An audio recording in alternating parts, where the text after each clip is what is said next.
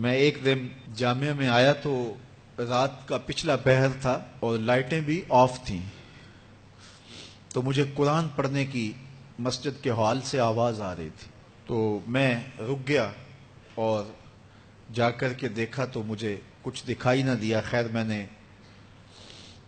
لائٹیں جلائیں تو پھر بھی مجھے کوئی بچہ بیٹھا نظر نہ آیا جو قرآن پڑھ رہا ہو، لیکن جس سمت سے آواز آ رہی تھی میں اس سمت بڑھا، تو میں جب آگے گیا تو دیکھا کہ ایک بچہ سویا ہوا قرآن پڑھ رہا ہے۔ ان کے تو خوابوں میں بھی قرآن ہوتا ہے، یہ تو جنت کی چڑیاں ہیں۔ آپ اگر مجھے پوچھیں کہ آپ نے اتنی عزتیں کیسے پائی ہیں تو میں آپ کو راز بتاؤں کہ یہ میری ماں کی دعائیں ہیں۔ میں آپ کو راز بتاؤں یہ میرے باپ کی سحری کے سجدوں میں بہنے والے آنسو ہیں۔ میں بتاؤں کہ یہ میرے اساتذہ کی شفقتیں ہیں، میرے مرشد کی نگاہ ناز ہے۔ لیکن میں آپ کو یہ راز آج بتانے لگا ہوں کہ آج اگر میں عزت کی اس مسند پہ بیٹھا ہوں تو میں نے طلباء کی خدمت کی ہے۔ جب یہ سوئے ہوئے ہوتے تھے تو میں ان کی لیٹرینیں صاف کیا کرتا تھا۔ آج اللہ نے مجھے ان بچوں کے قدموں کے صدقے سے عزتیں دی ہیں۔ یہ حافظ قرآن بچے، یہ طلباء، یہ اللہ کے مہمان ہیں۔ صحیح حدیث میں آتا ہے کہ طالب علم کے پاؤں تلے اللہ کے نوری فرشتے پر بچھاتے ہیں، جن پر رحمتیں اترتی ہیں، جن کے نیچے فرشتے بھی پر بچھا رہے ہیں۔ تم نے ان پہ بم گرائے اور انسانیت خاموش ہے۔ ہمارے استاد فرماتے تھے کہ ایک دارالعلوم تھا، وہاں طلباء پڑھتے تھے، تو یہ بچے ہوتے ہیں، بالخصوص حفظ کی کلاس کے بچے چھوٹی عمر کے ہوتے ہیں، اور اس عمر میں بچوں کی شرارتیں، بچوں کی اٹکیلیاں، یہ ان بچوں کے بچپنے کا حسن ہے۔ بعض لوگ ہمارے پاس آتے ہیں کہ یہ بچہ شرارتیں بہت کرتا ہے، دم کر دیجئے، تو میں کہتا ہوں یہ شرارتیں ہی تو ان کی عمر کا حسن ہے۔ جب بڑے ہو جائیں گے تو یہ سنجیدہ ہو جائیں گے۔ وہ ایک شاعر نے کہا تھا مجھے اچھا نہ لگا بچوں کا جوان ہونا۔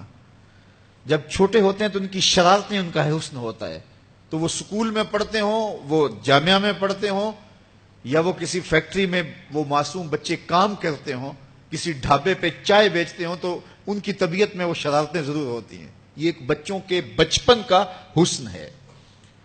تو وہ بچے تھے اور شرارتی مزاج تھا، اور ایک شخص ان کی خدمت کیا کرتا تھا۔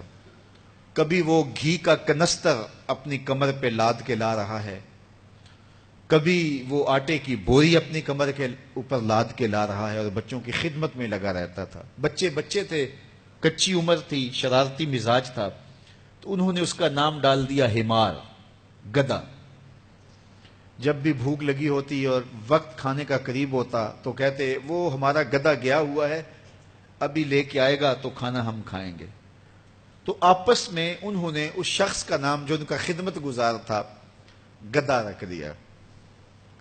اسے پتا چلا کہ یہ مجھے گدھا کہتے ہیں، میں ان کی خدمت کروں، نوکری کروں، بلا معاوضہ میں ان کے لیے کمر پہ گھی کے کنستر اور آٹے کی بوریاں لاد لاد کے لاؤں، اور یہ مجھے گدھا کہتے ہیں۔ اس نے چھوڑ دیا اور گھر چلا گیا۔ رات پڑی، سویا، مقدر جاگے، کیا دیکھتا ہے؟ حشر کا منظر ہے، اور وہ طالب علم ہیں، انہیں جنت کا حکم ہوتا ہے، تو وہ اڑ جاتے ہیں اور ضد کرتے ہیں اور اٹکیلیاں کرتے ہیں، نہیں نہیں ہم نے جنت میں نہیں جانا جب تک ہمارا گدھا ساتھ نہیں جائے گا۔